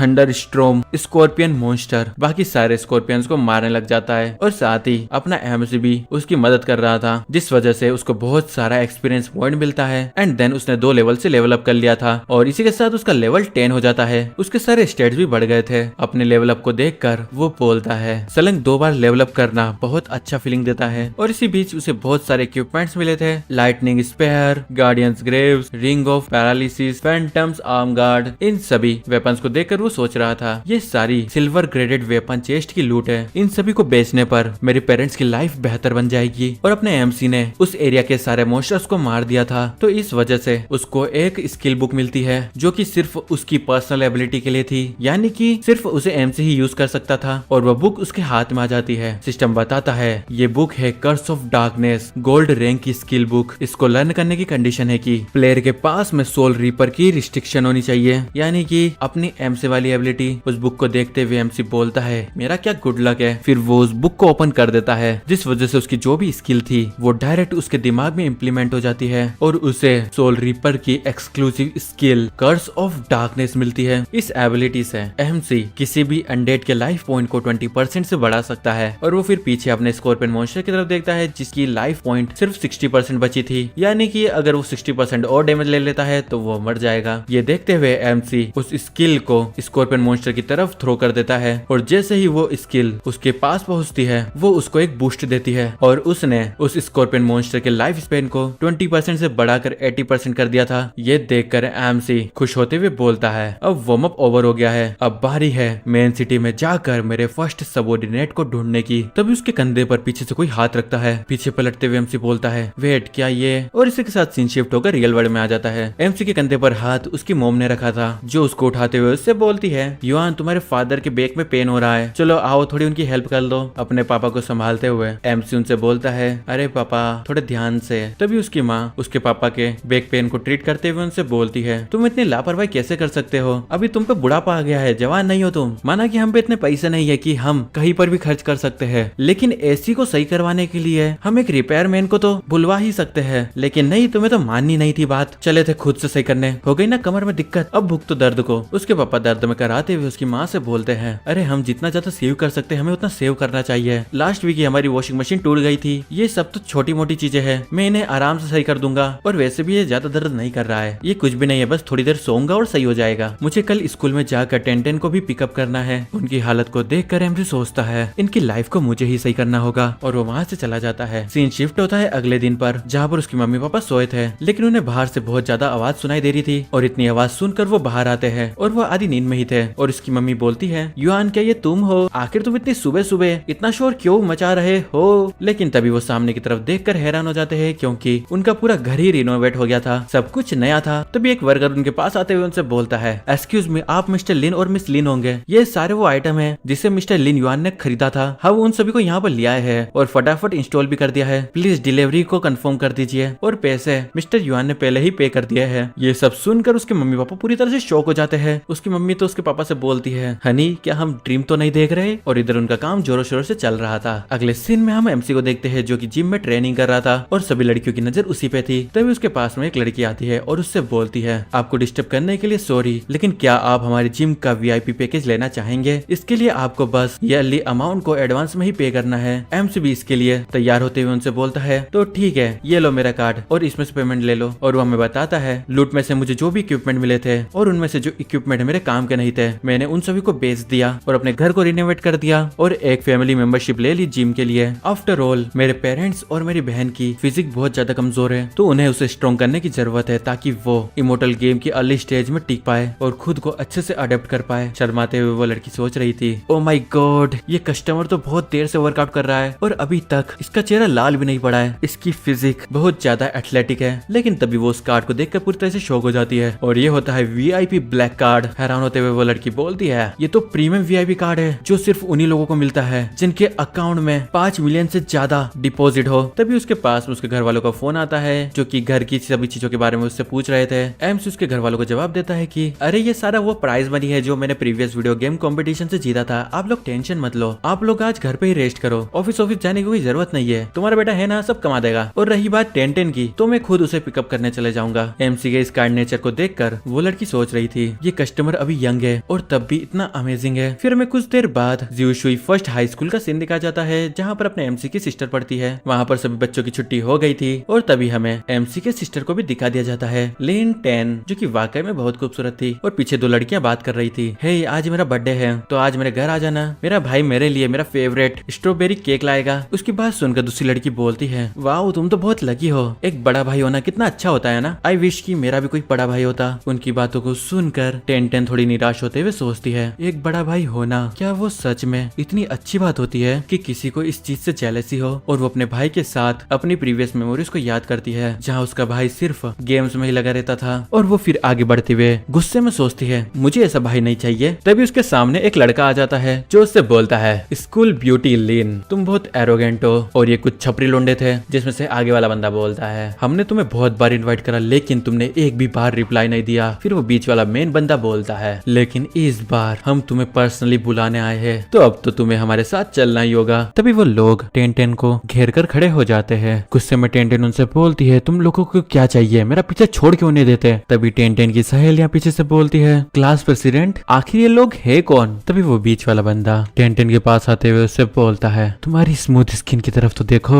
चलो एक बार छू के इसे महसूस करने दो। लेकिन तभी टेन उसके हाथ पर मारते हुए उससे बोलती है, मुझे टच मत करो और अपने ये गंदे हाथ मेरे फेस से दूर रखो। और वो वहाँ से जाते हुए उनको धमकी दे रही थी, अगर तुमने अगली बार मुझसे पंगा लिया तो मैं पुलिस को बुला लूंगी। लेकिन वो कुत्ते की दुम टेन को पीछे से मारते हुए उससे कहता है, बहुत कर ली प्यार से बात, अब और नहीं सहा जाता, तुम कितनी एरोगेंट हो। और उस बंदे के धक्के से टेन नीचे जमीन पर गिर जाती है। फिर वो बंदा उस पर अटैक करने के लिए आगे बढ़ते हुए उससे बोलता है, तुमने मेरी बहुत बार इंसल्ट कर दी लेकिन अब और नहीं। उसको अपने तरफ आगे बढ़ते देख टेन भी डर जाती है। तभी उस बंदे का हाथ कोई पकड़ लेता है। थोड़ी देर तक तो कुछ भी नहीं होता, इसीलिए टेन अपनी आंखें खोलकर ऊपर देखती है, जहाँ पर उसका भाई यानी कि अपना एमसी वहाँ पर आ गया था और उसने उस बंदे का हाथ पकड़ रखा था। और वो उस बंदे से बोलता है, आखिर किसने परमिशन दी तुम्हें मेरी बहन को हरेस करने की। लिन को वहाँ पर देख के टेन भी हैरान थी और इधर लिन उस बंदे को गुस्से में देख रहा था। और इतने पर भी उस बंदे को कुछ समझ में नहीं आती, इसलिए वो बेवकूफ एमसी पर अटैक करते हुए उससे बोलता है,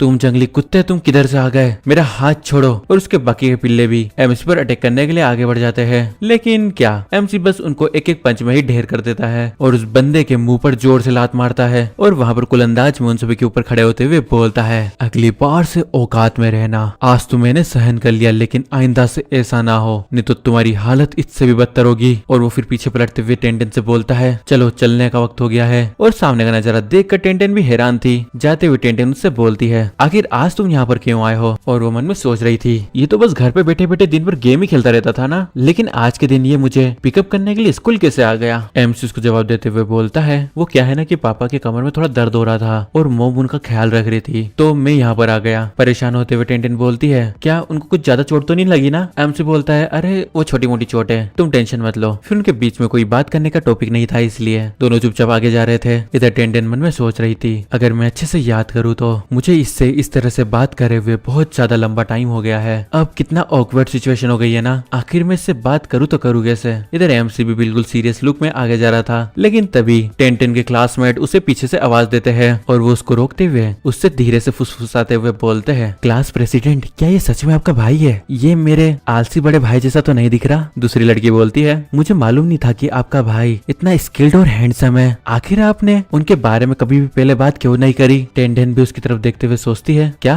हैंडसम? और ये लड़का? रास्ते में चलते हुए सभी लड़कियां एमसी के बारे में ही बात कर रही थी। वाह, ये कौन है? ये कितना हैंडसम है। हाँ, ये हमारे एक सीनियर का भाई है, स्कूल में जितने भी लड़के हैं ये उनसे तो बहुत ज्यादा हैंडसम है। टेंटन सोच रही थी, इसकी पॉपुलैरिटी तो एकदम से हाई हो गई। तभी लिन के पास में एक लड़की आती है और वो उससे बात करने का ट्राई करती है और वो खुद को उससे इंट्रोड्यूस करती है। एमसी को देखते हुए टेंटन सोच रही थी, क्या ये इतना लंबा कब से हो गया? आखिर मैंने इसे पहले नोटिस क्यों नहीं करा? आखिर इसकी ये मसल्स कहाँ से उगाई? क्या इसने वर्कआउट करना शुरू कर दिया है? तभी मैं बोलूं कि ये फाइटिंग में इतना स्किल्ड कैसे हो गया है? लेकिन ये तो वही सेम पर्सन है जो दिन भर गेम खेलता रहता था, लेकिन सडनली मुझे ऐसा क्यों लग रहा है कि ये चेंज हो गया है। फिर वो अपने सारे फ्रेंड्स को गुड बाय कर देती है। तभी वो अपने एमसी की तरफ पलटती है और कुछ देखकर हैरान हो जाती है, क्योंकि अपना एमसी नीचे जमीन पर बैठ गया था और टेंटन को पीठ पर बैठने के लिए बोलता है। ये देखकर टेंटन ऑकवर्ड होते हुए उससे बोलती है, अरे कोई जरूरत नहीं है, मैं खुद से चल के चले जाऊंगी। और मन में सोचती है, आखिर ये कर क्या रहा है? मैं नहीं चाहती कि कोई मुझे अपनी पीठ पर उठा के ले जाए, जब इतने सारे लोग यहाँ पर आसपास है। 4 लोग दिखेंगे तो क्या बोलेंगे? लेकिन तभी एमसी उसको खींचते हुए बोलता है, अरे भाड़ में जाने दो 4 लोगों को, उन 4 लोगों की किसको परवाह है? और वो उसे अपनी पीठ पर बिठा लेता है। तभी एमसी उससे बोलता है, तुम्हारे सारे दोस्त जा चुके हैं, तो अगर तुम नहीं चल सकती हो तो खुद को फालतू में पुश मत करो। तुमने पहले ही खुद को पुश करा और अपने एंकल को ट्विस्ट कर लिया। ये सुनकर वो हैरान हो जाती है और सोचती है, आखिर इसने कब नोटिस करा? अगले सीन में हम देखते हैं वो लोग घर आ जाते हैं और वही लाइन बोलते हैं, हम घर आ गए। उन दोनों को ऐसे देखकर वो थोड़े हैरान होते हैं, लेकिन फिर बोलते हैं, सबसे इम्पोर्टेंट ये है कि तुम दोनों घर आ गए हो। अगले सीन में हम देखते कि अपना एमसी बर्तन मांज रहा था। एमसी की मोम टेंटन से बोलती है, हे टेंटन, अपने भाई की तरफ देखो, उसको देखकर ऐसा लग रहा था कि वो कोई और ही पर्सन है। उसके फादर बोलते हैं, हाँ उसने खाना बनाया और यही नहीं, उसने घर के लिए बहुत सारे इलेक्ट्रिक आइटम मंगाकर घर को रिनोवेट करवा दिया। फिर उसकी मोम उससे बोलती है, तुम्हारे जो भाई बहनों वाला रिलेशन है वो तुम्हारा बचपन में जैसा था वैसा ही हो रहा है ना? मुझे लग रहा है कि ये इम्प्रूव करा है। ऑकवर्ड होते हुए टेंटन बोलती है, हाँ ऐसा मुझे भी लग रहा है। और वो मन में सोचती है, कितना अजीब इंसान है, शायद ये सच में चेंज हो गया। एमसी बर्तन मांजते मांजते बोलता है, मैंने सब कुछ अरेंज कर दिया है और अब मेरा काम भी हो गया है, तो मैं अपने रूम में जा रहा हूँ। और ये कहकर वो अपने रूम में चले जाता है। टेंटन उसको देख रही थी और वो फिर मन में सोचती है, आखिर मैं इस बंदे से क्या एक्सपेक्ट कर रही थी? जैसा कि एक्सपेक्टेड था, ये unemployed game addict young man. लेकिन तभी एमसी उसके सामने एक लोशन ले आता है और उसको थमाते हुए उससे बोलता है, शावर लेने के बाद में इसे अपनी चोट पर लगा लेना, इसका जो इफेक्ट है वो बहुत ही बढ़िया है। और ये बोलकर वो वहां से जाने लगता है और दरवाजा लगाते हुए बोलता है, अब मैं गेम खेलने जा रहा हूँ, तो अगर कुछ भी इम्पोर्टेंट ना हो तो प्लीज मेरे रूम में एंटर मत करना। टेंटन बोलती है, हाँ ठीक है, वैसे भी तुम्हारे रूम में आने की किसको पड़ी है? लेकिन तभी टेंटन स्माइल करती है और तभी हमें एमसी के रूम के अंदर का सीन दिखाया जाता है, जहाँ पर बाहर से टेंटन की आवाज आ रही थी, देखा मोम, हमारा रिलेशन कितना इम्प्रूव हो गया है। और आपको मालूम है कि आज स्कूल में क्या हुआ? कुछ नहीं मोम, मैं शावर लेने जा रही हूँ। यानी कि वो अपने एमसी को थोड़ा परेशान कर रही थी। फिर अपनी चेयर पर बैठते हुए एमसी बोलता है, अच्छा है, चलो घर को तो संभाल लिया है, अब थोड़ी देर गेम खेल लेते हैं। इसी के साथ वो अपना हेडसेट लगाकर गेम में लॉगिन करता है और इस बार वो आया था मेन डिस्ट्रिक्ट विंडसेंड। तो चलो अब उस चूहे को ढूंढने का वक्त आ गया है। इसके साथ वो उस टाउन की तरफ आगे जाने लगता है। इधर अगले सीन में हम एक बंदे को नीचे जमीन पर पड़े हुए देखते हैं जिसके ऊपर किसी ने लात रख रखी थी। वो बंदा चिल्लाते हुए बोल रहा था, ऑनरेबल ऑफिसर, मैं हेवंस की कसम खाता हूँ, ये बस एक मिसअंडरस्टैंडिंग है। तभी वो सोल्जर उसके ऊपर अपने भाले को पॉइंट आउट करते हुए उससे बोलता है, बिल्कुल चुप, अपने झूठ को अपने पास ही रखो और बाकी की पनिशमेंट तुम जेल में बिताना। तभी उसके पीछे एमसी आ जाता है, जिसको नोटिस करते हुए वो पीछे देखता है, लेकिन वहाँ पर कोई भी नहीं था। जो देखकर वो सोचता है, क्या ये कोई इल्यूजन था क्या? लेकिन इधर हम देखते कि अपने एमसी ने खुद को छुपा लिया था और वो मन में सोचता है, ये जो स्ट्रीट पेट्रोल सोल्जर्स होते हैं, इनकी क्रिमिनल्स को सेंस करने की एबिलिटी एक्सट्रीमली शार्प होती है। और अगर मैं अपने पाप के पॉइंट को ध्यान में रखते हुए सोचूं कि ये कब वापिस से 0 हो जाएंगे, तो मुझे अभी भी कम से कम 3 और दिन तक लो रहना होगा। फिर वो वहाँ से जाते हुए बोलता है, लेकिन एक्चुअली ये एक सूटेबल अपॉर्चुनिटी है जाकर देखने की, जिसे मैंने बहुत टाइम से नहीं देखा, मेरा पुराना दोस्त। अगले सीन में हम चर्च को देखते हैं, जो चर्च का महल ज्यादा दिख रहा था। अगले सीन में हम वहाँ के फादर लॉरेंस को देखते हैं, जो कि एक बंदे को बोल रहे थे, लॉर्ड के नाम पर जो तुम्हारे पास्ट की डार्कनेस है वो धुल चुकी है और अब से तुम्हारी सोल स्नो की तरह सुंदर और साफ यानी कि प्योर है और होली लाइट जरूर तुम्हें तुम्हारे पाथ तक गाइड करेगी और अब मैं तुम्हें बैप्टिसाइज करता हूँ। तभी हम देखते हैं कि अपना एमसी वहाँ पर आ जाता है, जो कि उनसे बोलता है, मैं गरीबों के चैरिटी हाउस से आया हूँ। ये बात सुनकर फादर लॉरेंस उसकी तरफ देखने लगते हैं। तभी आगे बढ़ते हुए एमसी बोलता है, मैंने सुना है कि यहाँ पर एक पेशेंट है जिसकी कंडीशन बहुत ज्यादा क्रिटिकल है और मैं यहाँ पर आया हूँ ताकि मैं उसे ट्रीट कर सकूँ। अगले सीन में हम एक दरवाजे को देखते हैं जहाँ अंदर से एक आवाज आ रही थी। तो शायद हम आपको नाइट डाउग, हाँ ये डाउग है, DOUG, डॉग मत समझ लेना, नाइट डाउग की इलनेस के लिए परेशान कर सकते हैं। एमसी बोलता है, ऑल राइट, कोई दिक्कत वाली बात नहीं है। और नेक्स्ट सीन में हम एक बंदे को देखते हैं जो एक जगह पर अनकॉन्शियसली लेटा था। एमसी हमें बताता है, यह है दाउग वेनी, ये the ancient western desert kingdom के one of the strongest knight order के एक मेंबर थे। उस ऑर्डर का नाम था द स्कॉर्पियन लायंस नाइट्स। मेरी पास्ट लाइफ में जब मैं लेवल 15 पे था तो मैंने जैसे तैसे इनसे एक गोल्ड ग्रेड का वेपन पाया था। फिर वो मिस्टर दाउग को आवाज देते हुए उनसे बोलता है, मिस्टर दाउग, मैं यहाँ पर स्पेशली आपकी बॉडी के पॉइजन को ट्रीट करने आया हूँ। तभी मिस्टर दाउग अपनी आंखें खोलते हैं और एमसी को देखते हैं और वो लेवल 10 पे था। जो देखकर वो बैठते हुए उससे बोलते हैं, तुम तो बस एक लेवल 10 के मेज हो। यहाँ तक कि जो स्ट्रीट के पेट्रोल सोल्जर्स थे वो भी तुमसे हायर लेवल पर थे। तभी नाइट दाउग जोर से खांसते हैं और उनकी इस खांसी के साथ ही उनके मुंह से कुछ बाहर आता है, जिसको देखकर एमसी बोलता है, जो आपकी बॉडी में पॉइजन है उसने पहले ही आपके ऑर्गन्स को खाना शुरू कर दिया है। अगर आप मेरे ट्रीटमेंट को एक्सेप्ट नहीं करते हैं तो आप 1 महीने से ज्यादा नहीं जी पाएंगे। ये सुनकर मिस्टर दाउग कुछ सोचने लगते हैं और फिर वो उससे बोलते हैं, अगर तुम्हें मेरी बॉडी के पॉइजन को ट्रीट करना है तो तुम्हें 1000 ग्राम रोटेड ग्रिल फिश फैट चाहिएगा। अगर तुम मौत से नहीं डरते हो तो जाओ और द मडी क्ले डेजर्ट में अपने लक को आजमाओ। तभी एमसी को सिस्टम नोटिफिकेशन आता है जिसमें लिखा था कि आपने दाउग की रिक्वेस्ट क्वेस्ट को ट्रिगर कर दिया है, तो क्या आप इसे एक्सेप्ट करना चाहते हो। और ये गोल्ड लेवल की क्वेस्ट थी जिसमें वही 1000 ग्राम रोटेड ग्रिल फिश फैट चाहिए था, जिससे अपना एमसी उनके पॉइजन को ट्रीट कर सकता था। तभी मुस्कुराते हुए एमसी बोलता है, ऑफ कोर्स, आफ्टर ऑल मैं इस मानुआ का एमसी जो हूँ। अगले सीन में हमें द मडी क्ले डेजर्ट को दिखाया जाता है जहाँ पर कुछ फिश तैर रही थी और साथ ही कुछ बंदों के कंकाल भी। और ये पूरी जगह माउंटेन रेंज के बीच में थी और ये कोई पानी नहीं था, यह दलदल थी। इसी के साथ हमें वहाँ पर कुछ बंदों को दिखाया जाता है जो उन रोटेड ग्रिल फिश से फाइट कर रहे थे। तभी एक लड़की आगे बढ़ते हुए अपने साथियों को ऑर्डर देती है, ध्यान से ये बात अपने दिमाग में बिठा लेना कि इन मछलियों के दांत बहुत शार्प है, ध्यान रहे कि ये तुम्हें बाइट ना कर पाए और जाओ अटैक करो। तभी एक मछली अपनी पूंछ की मदद से उन लोगों पर एक अटैक कर देती है। वो लड़की, अरे सॉरी, ये लड़की नहीं लड़का है, वो लड़का और उसके साथ ही जैसे तैसे डोज करते हैं, लेकिन कुछ लोग डोज नहीं कर पाते और अंदर दलदल में गिर जाते हैं। फिर वो मछली अपनी एक स्किल टेल वेव लीप को यूज करती है और उछल के उस बंदे को खाने के लिए उसके सामने आ जाती है। ये देखकर वो बंदा भी हैरान, और हाँ यही पैनल देखकर लगा कि ये लड़का है। उस मछली के बड़े से और खुखार से मुंह में उस बंदे को अपनी मौत दिख रही थी और वो सोचता है, इस बार अब मैं पक्का मरने वाला हूँ, और वो डर के मारे अपनी आंखें बंद कर लेता है। लेकिन तभी उसके पीछे से अपना एमसी आगे बढ़ता है, जो कि उसको उठाकर पीछे फेंक देता है और अपने अटैक को प्रिपेयर करते हुए बोलता है, मेरे रास्ते में मत आओ। एंड देन वो अपना अटैक चल देता है, जो देखकर वो मछली भी हैरान, और बूम। और इसी के साथ अपना एमसी उस बंदे को लेकर नीचे लैंड करता है और वो बंदा पूरा कंफ्यूज, भाई अभी यहाँ पर हुआ तो हुआ क्या। और इसी के साथ जितने भी चैप्टर चैप्टर आए थे मैंने एक्सप्लेन कर दिए हैं, और जैसे इसके बाकी के चैप्टर आ जाते हैं जो 1 आवर की वीडियो बनाने के लिए इनफ होंगे तो मैं उसको एक्सप्लेन करके डाल दूंगा। बाकी और भी न्यू सीरीज आने वाली है, और बस ओपी सीरीज करेंगे, फालतू सीरीज नहीं करने वाले अपन। बाकी मुझे मालूम है कि कुछ लोगों ने तो सब्सक्राइब नहीं करा होगा, सो सब्सक्राइब कर दो, नहीं तो घर से आगे उठा ले जाऊंगा। चलो अब मिलते हैं अगले वीडियो में, तब तक के लिए स्टे ऑसम, बाय बाय।